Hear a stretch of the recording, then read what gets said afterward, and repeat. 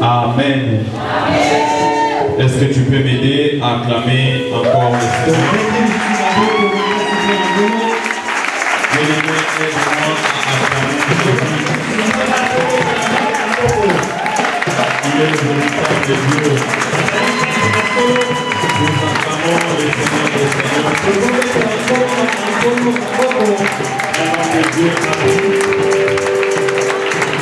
Je suis dans la joie quand on me dit allons dans la maison du Seigneur. Et ce matin, par la grâce de Dieu, pendant que nous étions dans une prière, j'ai entendu quelqu'un développer cette portion des Écritures en disant que quand David disait que je suis dans la joie d'être dans la maison du Seigneur, David n'était pas parce qu'on lui disait de manger du poisson. La joie de David non plus n'était pas parce qu'on lui demandait d'entrer dans un véhicule. Mais la joie de David, c'était parce qu'on lui disait d'aller dans la maison de l'Éternel. Et toi et moi, nous sommes dans la maison du Seigneur. Manifestons donc notre joie en acclamant encore.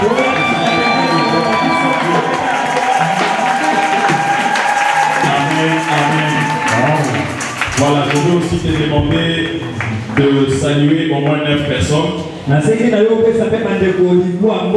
Non pas parce que depuis qu'on a décrété le message de la sanctification, ça faisait 9 jours. Mais parce qu'aujourd'hui nous sommes le 9 octobre. Alors salue 9 personnes et transmets la joie dans la maison du Seigneur. Amen, amen.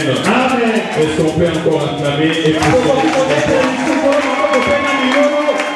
peut encore acclamer et pousser les cris de joie? Permettez-moi de chanter. Alléluia.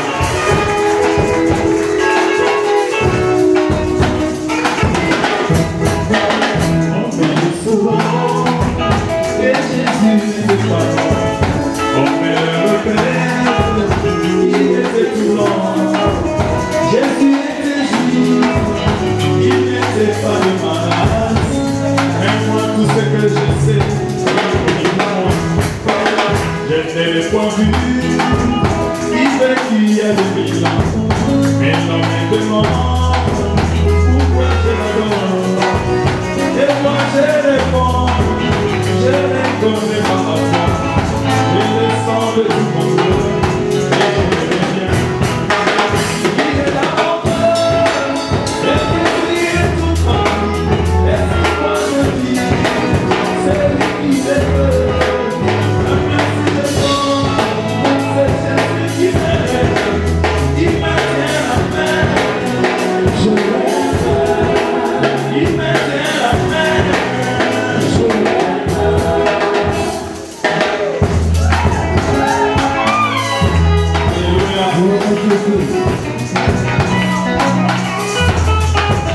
J'étais dans la vie et j'ai vu passer après ma mère, c'était confusion.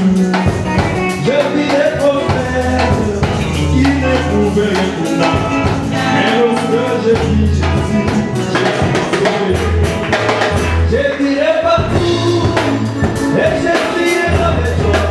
Le temps de Jésus, Jésus de la foi, il est au-dessus, il ne peut pas passer, il me tient la main, je l'aime, il me tient la main, je l'aime. Alléluia.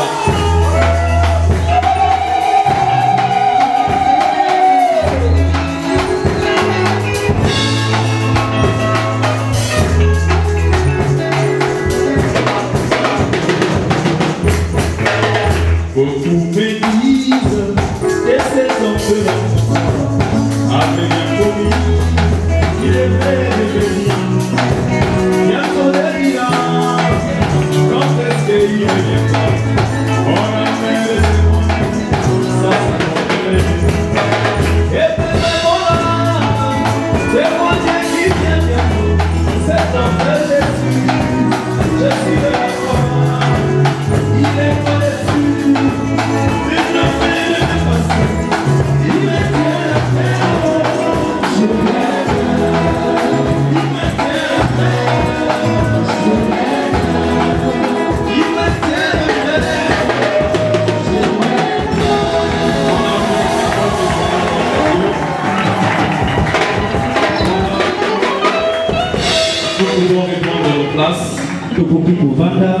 Nous n'aurons pas un texte à lire, mais nous allons lire les textes au fur et à mesure que nous allons acheminer avec notre message.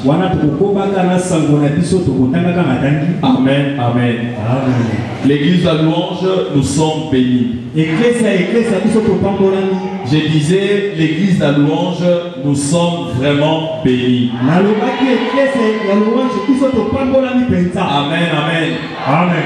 Nous allons poursuivre avec le message sur la sanctification. Et voilà pourquoi je disais que nous sommes bénis par ce genre de message. Vous savez, dans les années 80, on pouvait écouter des témoignages du genre j'étais sorcier, je me suis repenti. Je vivais une vie désordonnée, voilà que le Seigneur m'a fait grâce de les connaître. Et c'était déjà des témoignages que l'on pouvait entendre. Et par rapport à ces témoignages, cela ramenait encore beaucoup de gens dans la présence du Seigneur. Mais aujourd'hui, hélas, les gens des témoignages que nous avons, c'est juste que je n'avais pas de travail.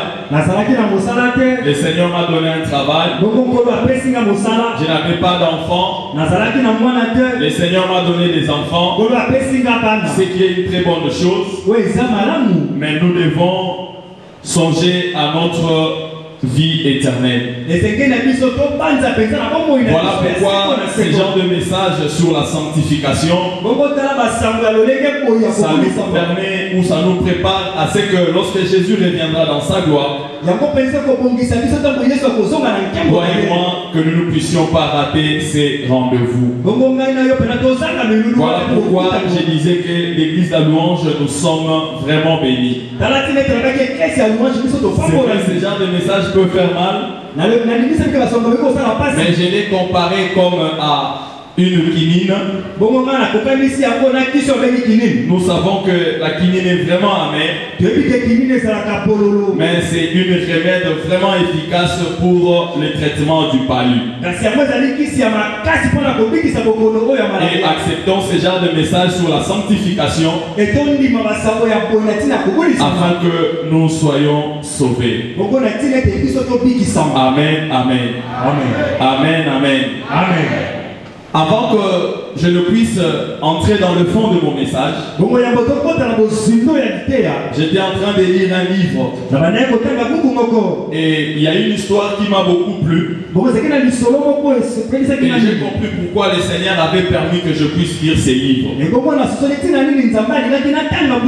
Et dans ces livres ou les livres que j'ai lisés, il y avait l'exemple de deux personnes. Il s'agissait de Pierre et de Johnny. Ces deux personnes étaient des marins. Mais il s'est fait que Pierre vivait une vie désordonnée. Mais Pierre était ami à Johnny. Et qu'est-ce que Johnny faisait? Chaque fois au dépôt du bateau, il avait une classe où il était en train de dispenser les enseignements sur la nouvelle naissance. Mais chaque fois que Johnny le faisait, Pierre pour lui pensait que c'était vraiment un passe-temps. Jusqu'à ce qu'il s'est moqué même de Johnny et tous ceux qui étaient là pour écouter le message. Mais ce qui m'a plu dans cette histoire, Johnny qui ne voulait pas la mort de son ami Pierre, il évangélisait aussi son ami pour qu'il puisse donner sa vie au Seigneur. Comme vous le savez tous, des fois quand les choses marchent, on a comme l'impression qu'on n'a pas besoin du Seigneur. Et il a suffi un jour, je ne sais pas comment, Pierre s'est retrouvé dans les mains des bandits. On a copieusement tabassé. Et pendant qu'il était sur le lit de l'hôpital, et lorsque les gens venaient le rendre visite, il s'est fait que Johnny aussi était là. Et Johnny a saisi l'occasion de pouvoir prêcher une fois de plus la bonne nouvelle à pied. Et cette fois-là, Pierre avait écouté d'une autre oreille. Et il s'est agenouillé. Et il a accepté Jésus Christ comme Seigneur et Sauveur dans sa vie. Ce qui m'a plu dans cette histoire, après avoir accepté le Seigneur, il a commencé à s'exercer aussi pour croître dans la vie chrétienne. Il a commencé à lire la parole de Dieu. Il s'est donné aussi des disciplines pour croître dans cette nouvelle vie. Et c'est comme ça que Pierre aussi est entré profondément dans cette nouvelle vie. Ce qui m'a encore plus davantage, ses deux amis étaient séparés. Johnny est allé dans un autre bateau. Mais voilà que Pierre est resté. Mais quand il est resté, il a continué avec l'œuvre du Seigneur. Et j'ai encore lu là-bas, on dit, il a encore gagné au moins 35 personnes. Alléluia. Alléluia. Amen. Et Pierre a gagné encore 35 personnes. Mais qu'est-ce qui s'est passé? 6 ans après, il devait maintenant retourner sa vie civile. C'est comme ça qu'il est allé. Il s'est marié. Il a même eu 2 enfants. Une fille et un garçon. Mais curieusement, Pierre ne voulait plus entendre parler de Jésus.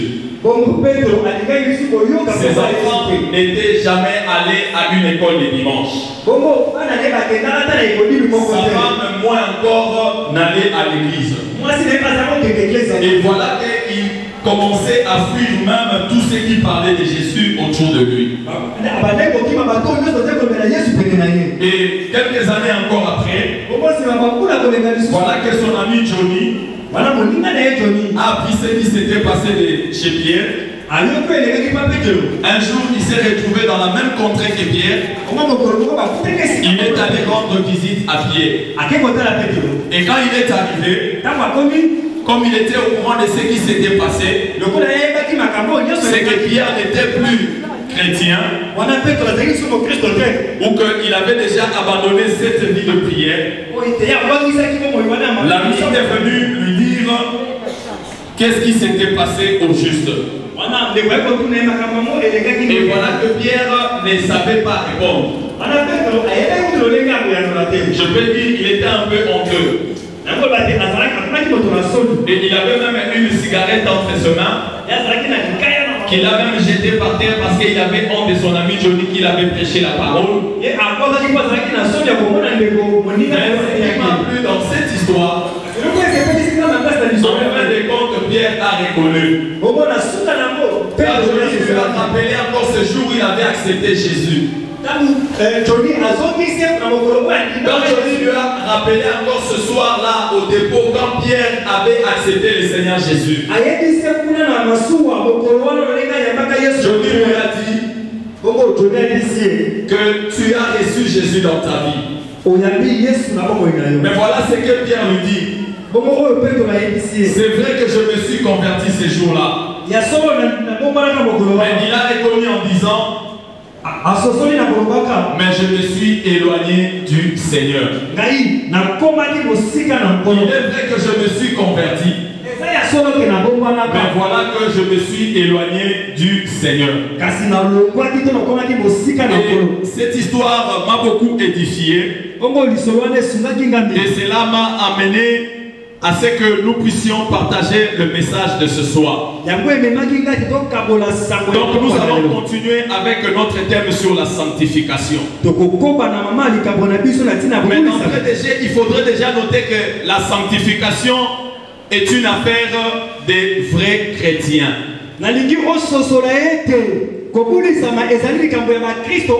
Ceux qui ont donné réellement leur vie au Seigneur Jésus-Christ. C'est-à-dire là on peut parler de la sanctification. C'est au niveau de gens qui ont donné leur vie au Seigneur Jésus-Christ. Et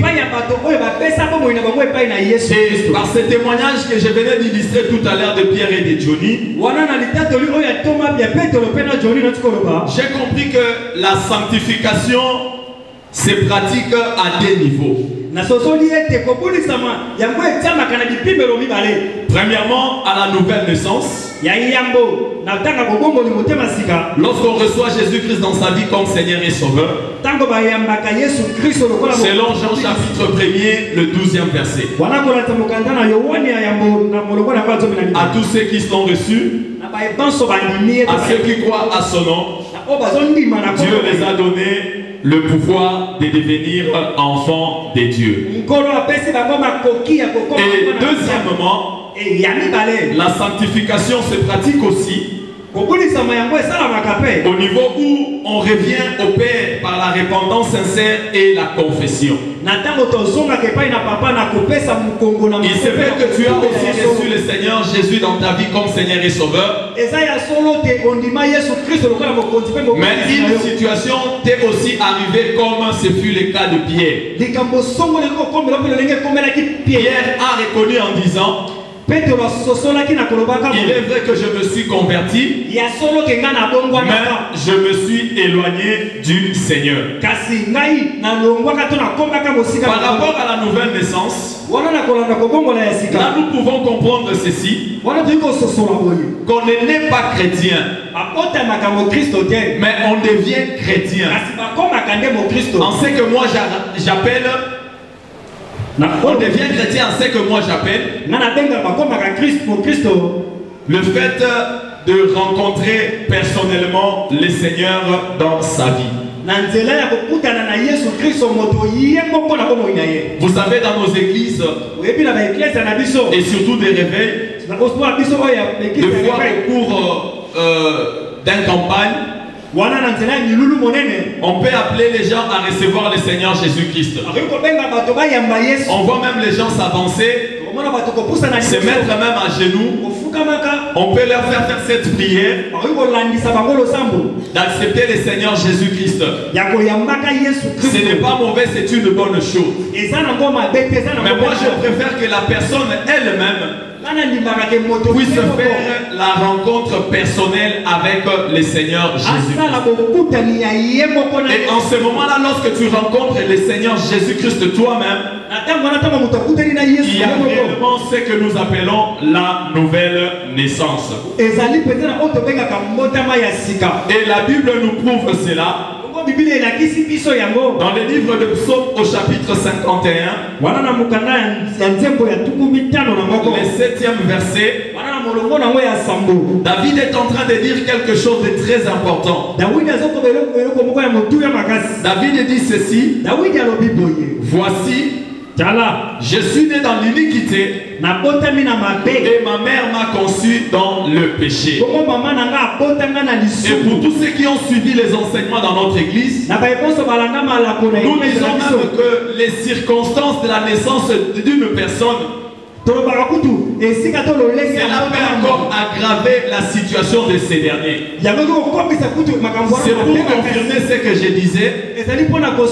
On n'est pas chrétien, mais on devient chrétien en rencontrant le Seigneur Jésus-Christ dans sa vie. Et là, on parle de la nouvelle naissance. Or, une personne qui est de nouveau, selon 1 Jean chapitre 3 verset 9, la Bible dit que c'est lui qui est né de Dieu ne pratique pas le péché. Alléluia. Amen. Alléluia. Amen. Et deuxièmement, le niveau où se pratique la sanctification, j'avais dit, c'est en revenant au Père par la repentance sincère et la confession. Mais quand nous parlons de la repentance et de la confession, cela implique la reconnaissance de son état pour revenir à l'état initial lors de la conversion. Pour que tu reviennes à ton Père. Comme l'avait fait Pierre, il a dit à Johnny, il est vrai que je m'étais converti, mais voilà que j'étais loin, où je suis allé loin du Seigneur. Donc Pierre a reconnu son état. Donc pour que tu reviennes à ton Père, il faudrait que tu reconnaisses ton état de péché et rechercher l'état initial lors de sa conversion. Alléluia. Alléluia. Amen. Et bien aimé, par rapport à toutes les définitions apprises sur la sanctification, est-ce que ce soir faudrait-il encore parler de la sanctification comme étant seulement un état? Non, je disais ceci par rapport à toutes les définitions que nous connaissons sur la sanctification. Est-ce que ce soir il faudrait encore parler de la sanctification comme état, comme étant plutôt un état de celui qui revient à Dieu pour se sanctifier, c'est-à-dire rendre saint, purifier ou mettre à part? En tout cas, moi je dirais non. Tu vas comprendre le pourquoi. Parce que si la sanctification peut être seulement l'état d'une personne qui revient pour se sanctifier, certaines personnes pourront volontairement commettre les péchés tout en sachant que je reviendrai pour me sanctifier. Alléluia. Amen. Alléluia. Amen. Voilà pourquoi j'aimerais parler de la sanctification comme étant une nature. C'est-à-dire après la nouvelle naissance, on maintient le cap. On ne tombe plus. Après avoir tombé, lorsqu'on revient au Père, on maintient ses caps et on ne tombe plus. Alléluia. Amen. Est-ce qu'on est avec moi?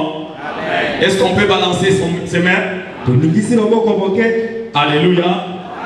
Bien aimé, quelle est alors la différence qu'il y a entre un état et une nature? Parce que je voudrais aborder la sanctification non pas comme étant un état, mais plutôt une nature. Par état, je sous-entends la disposition dans laquelle se trouve un corps ou une personne. Bon, c'est vrai qu'en Lingala c'est difficile, le lengue, bon, c'est un peu compliqué, mais j'aimerais que tu comprennes l'état comme cette nature, ou non, plutôt, cette façon de se retrouver momentanément. Or, nous savons que l'état peut être momentané, et à un autre moment on est saint, et à un autre moment on ne l'est pas. Je peux prendre l'exemple de l'eau. Pour ceux qui ont fait la physique,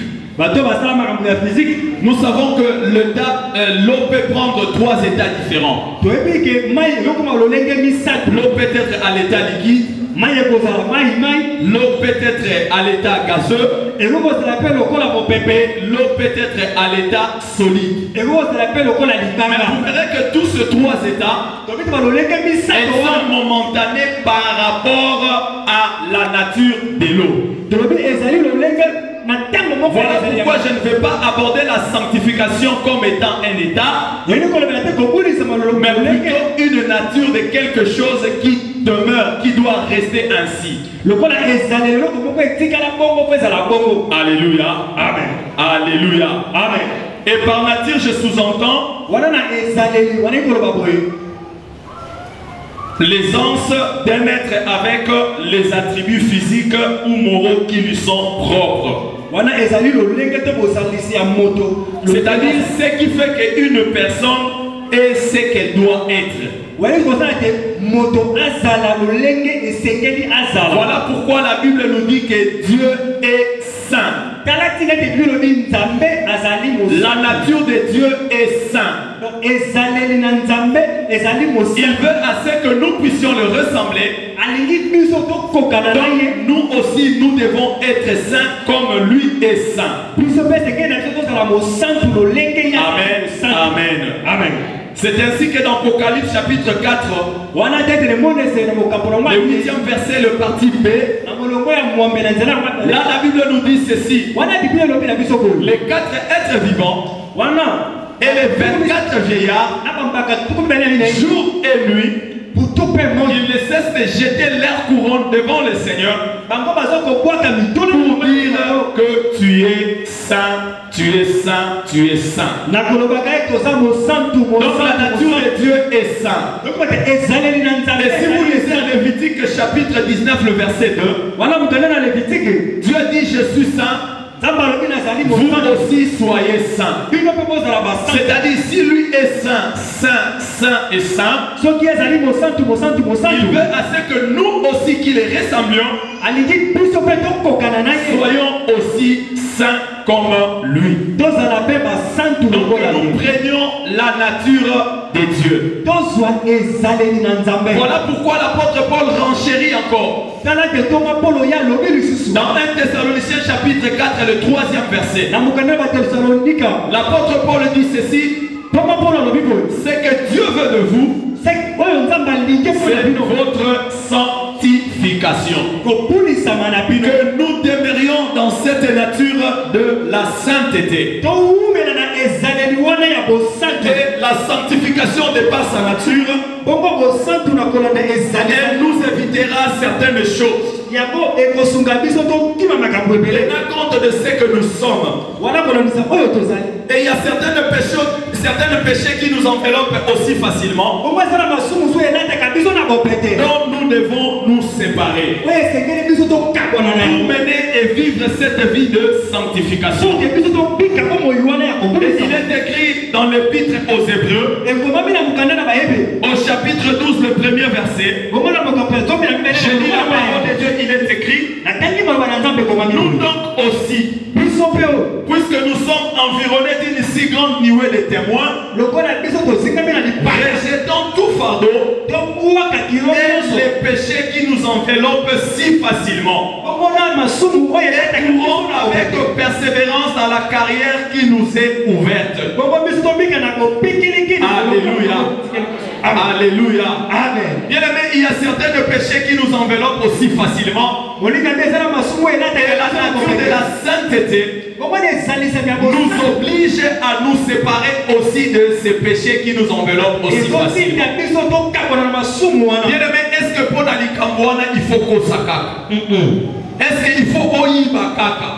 Alléluia. Amen. Alléluia. Amen. Bien aimé, il y a des choses pour lesquelles une personne qui veut vivre la nature de Dieu, il doit se séparer de certaines choses. Voilà pourquoi dans Matthieu chapitre 23, j'aimerais que nous puissions aussi lire cette portion de l'écriture. C'est vrai, c'est un enseignement, il est différent d'une prédication. Il serait bien que nous puissions appuyer cela par la parole de Dieu. Dans Matthieu chapitre 23, le 25e et le 26e verset. Ça c'est Jésus qui est en train de parler. Jésus s'adresse aux scribes et aux pharisiens. pharisiens. Il a dit ceci. Hypocrite. Parce que vous nettoyez les dehors de la coupe et du plat. Et qu'au-dedans, ils sont pleins de rapines et d'intempérance. Au verset 26, il dit, pharisiens aveugles, nettoie premièrement l'intérieur de la coupe et du plat, afin que l'extérieur aussi devienne net.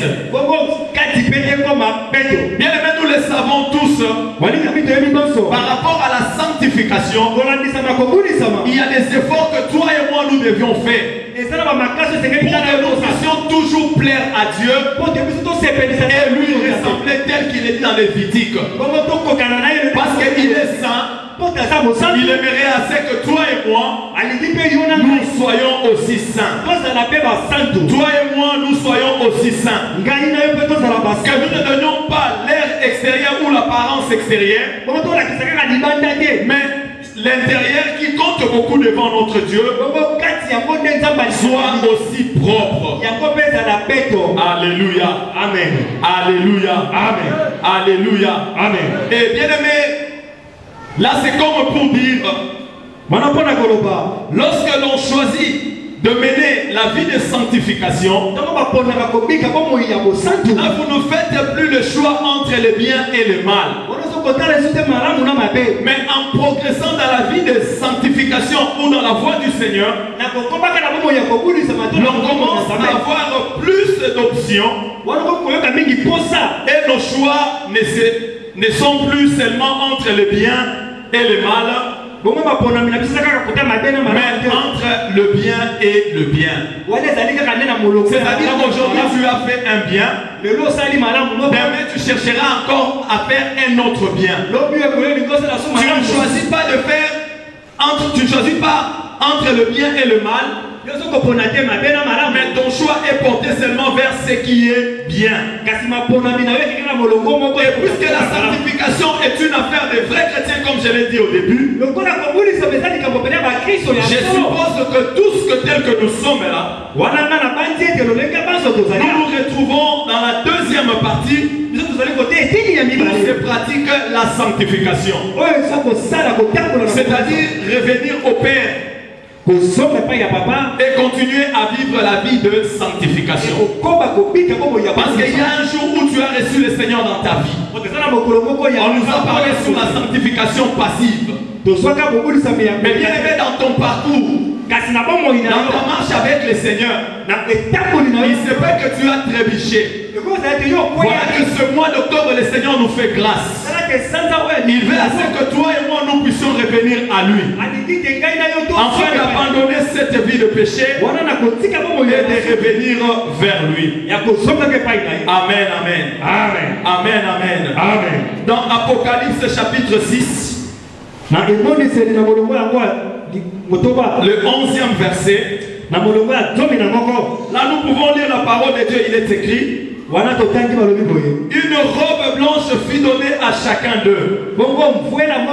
Et il a fini de se tenir en repos quelque temps encore, jusqu'à ce que fût complet le nombre de leurs compagnons de service et de leurs frères qui devaient être mis à mort comme eux. Là nous pouvons comprendre, bien aimé, qu'une robe blanche nous avait été donnée lorsque nous avions reçu le Seigneur dans notre vie.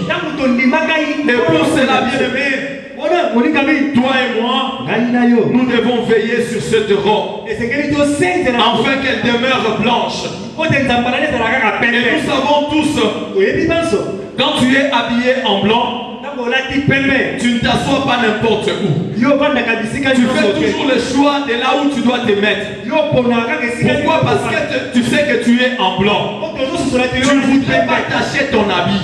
Voilà pourquoi, bien aimé, la vie chrétienne, c'est cette vie aussi. Lorsque l'on vient au Seigneur, le Seigneur nous donne cette robe blanche. Alors il ne faudrait pas la salir. Toi et moi, bien aimé, nous devons garder notre robe blanche. Et pour cela, qu'est-ce qu'il faut? Il faut deux choses. Il faut deux choses. Et la première des choses, selon les livres de Osée, au chapitre 14, le premier verset, Osée chapitre 14, le premier verset, la Bible dit que nous puissions revenir à lui, que nous prenions conscience et que nous revenons à Dieu. La deuxième des choses, je disais, c'était être toujours en communion avec lui. C'est quoi être en communion avec lui? Dans le livre de 1 Jean chapitre 1er, 1 Jean chapitre 1er, j'aimais cette parole de Dieu. À partir du 5e verset, la Bible dit ceci: la nouvelle que nous avons apprise de lui et que nous vous annonçons, c'est que Dieu est lumière et qu'il n'y a point en lui de ténèbres. Si nous disons que nous sommes en communion avec lui et que nous marchons dans les ténèbres, nous mentons et nous ne pratiquons pas la vérité. Bien pour vivre en communion avec le Seigneur, nous devons marcher avec lui. Nous devons quitter les ténèbres vers la lumière. C'est ce que le Seigneur nous demande. Et là nous comprenons, pour jouir de la communion avec Dieu, l'homme est censé confesser et abandonner ses péchés. Dès qu'il en est conscient. Bien aimé, tel que tu es là, moi je ne connais pas ta vie. Tu ne connais peut-être pas aussi la mienne. Mais une chose est vraie, rien n'est caché devant le Seigneur. Toutes nos vies sont connues devant notre Dieu. Rien ne peut se cacher devant sa face. Voilà pourquoi il te demande ce soir, parce que tu te reconnais que tu es enfant de Dieu. Tu ne peux pas continuer à vivre dans le péché. Ce soir, une fois de plus, au-delà de tout ce qui avait été dit, le Seigneur te donne encore l'occasion de pouvoir confesser et abandonner tes péchés pour que tu puisses marcher en communion avec lui. J'étais en train de lire les Actes des Apôtres au chapitre 38e verset. J'ai aimé encore ce que Pierre, l'apôtre, était en train de parler avec ceux qui avaient tué Jésus. Lorsqu'il voulait savoir avec quelle autorité Pierre était en train d'enseigner la parole de Dieu,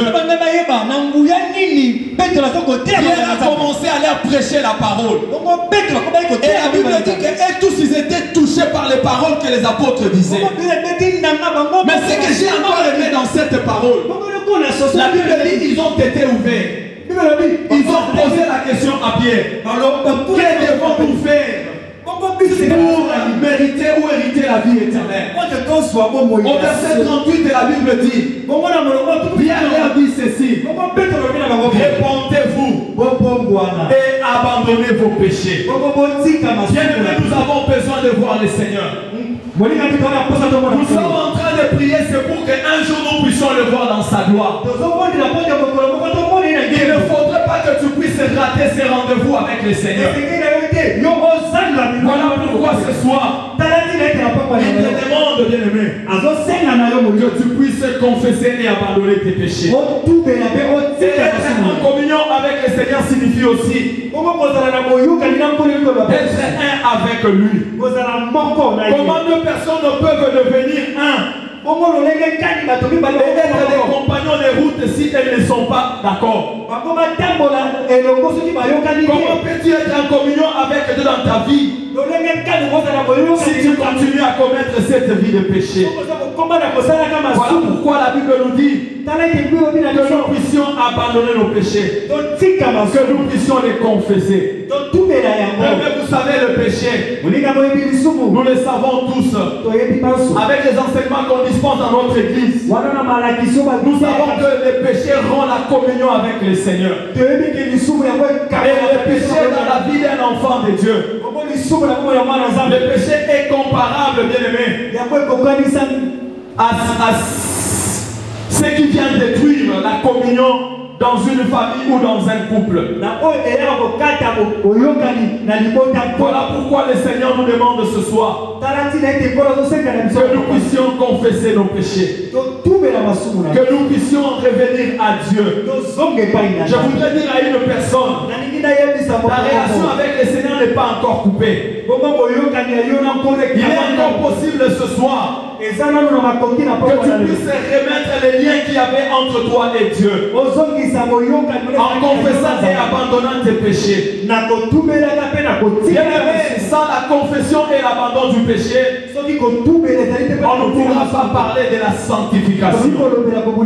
Voilà pourquoi, bien aimé, nous avons besoin de confesser nos péchés, de reconnaître notre état et de revenir à notre Dieu.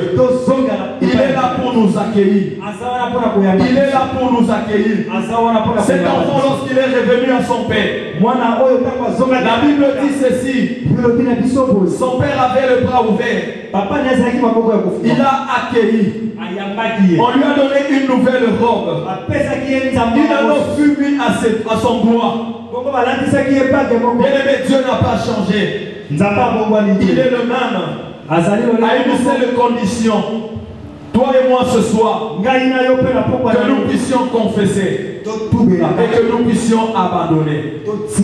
Et bien aimé, pour finir, en conclusion, j'aimerais dire ceci.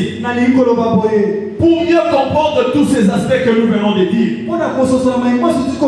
la sanctification amène au salut. Et nous comparons le pécheur à une personne qui a commis des graves offenses contre son roi. Et cette personne a été arrêtée. Son jugement a été prononcé. Et le jugement de cette personne, c'est la mort. Mais voilà que le roi lui envoie une bonne nouvelle en lui disant ceci: tu es coupable. Le jugement est juste par rapport à ce que tu as fait, parce que tu as commis une offense grave au roi. Donc le jugement qui a été rendu est juste. Mais je vais te sauver. Je vais te sauver. J'ai tout arrangé pour toi. J'ai tout payé. Écris seulement à la lettre que je t'envoie, lu et approuvé. Signe et renvoie-moi cette lettre tout de suite. Parce que je vais te sauver. Quand bien même le jugement a été rendu, l'offense était par rapport à moi le roi. Mais je vais te sauver. Voilà pourquoi je t'envoie cette lettre. Lis-le et approuve-le. Mets ta signature. Envoie-le tout de suite. Et voilà que le prisonnier est tout heureux. Il accepte. Et voici ce qui se passe. Le roi décide de lui faire grâce, de ne pas le condamner. Là, c'est le pardon. Le Seigneur t'accorde son pardon. Le roi arrête le poursuite. Le dossier de l'accusation est détruit. C'est la justification. Bien aimé, le Seigneur te justifie ce soir. Le roi n'est plus en colère contre cet homme. C'est le sacrifice. Voilà pourquoi il est allé à la croix, afin que toi et moi, nous soyons justifiés. Le roi montre l'intérêt pour le sort de cet homme. Il se soucie de son avenir. C'est la réconciliation. Ce soir, le Seigneur s'est réconcilié avec toi. Reviens à ton Dieu. Le roi lui délivre une unité définitive. L'homme ne pourra plus être emprisonné. Quoi qu'il lui arrive, c'est la vie éternelle. Bien aimé, si tu reviens à Dieu, le Seigneur te donne la vie éternelle. Le roi rachète cet homme à ses anciens maîtres. C'est la rédemption. Le roi délivre l'homme de toutes ses anciennes obligations. Il paye ses dettes. C'est la libération. Il a payé de sa vie afin que toi et moi nous soyons libres. Ce soir, il ne te condamne pas. Voilà pourquoi, bien aimé, il te délivre de toutes les anciennes obligations. Bien aimé, le roi adopte légalement cet homme comme son fils. Il a fait un prince. Le roi, bien aimé, adopte cet enfant ou cet homme et il en fait un prince. C'est l'adoption. Le roi lui donne des habits et une formation de prince. C'est le renouvellement. Et le roi l'habitue à vivre selon les normes du palais. Ça, c'est la sanctification. Voilà pourquoi ce mois d'octobre, le Seigneur a demandé à son Église que nous puissions nous habituer à vivre dans son palais. Et le Seigneur nous justifie. Le Seigneur nous rachète. Le Seigneur nous révèle. Il nous réconcilie avec le Père.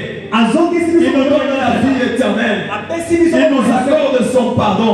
Et il veut à ce que nous puissions mener et vivre cette vie de sanctification. Pour qu'un jour, toi et moi, nous puissions dire, lorsqu'il reviendra dans sa gloire, que nous puissions vivre avec lui. Que nous puissions vivre avec lui. Laisse que le Seigneur te bénisse. Laisse que le Seigneur te bénisse. Lui qui te justifie. Lui qui te condamne pas. Lui bénisse sa parole. Amen. Amen. Amen.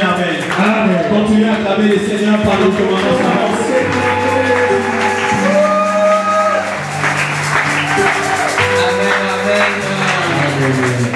Apocalypse 22, 14 à 15. Apocalypse 22, 14 à 15.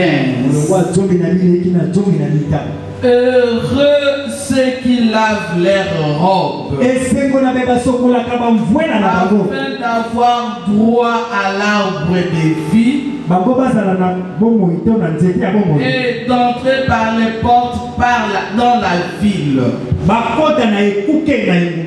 Dehors les chiens, les enchanteurs, les impudiques, les meurtriers, les idolâtres et quiconque aime et pratique les mensonges. Moi, j'ai envoyé mon ange pour vous attester ces choses dans les églises. Moi, je suis le rejeton de la postérité de David, l'étoile brillante du matin. L'esprit et l'épouse disent viens. Et celui qui entend dit viens.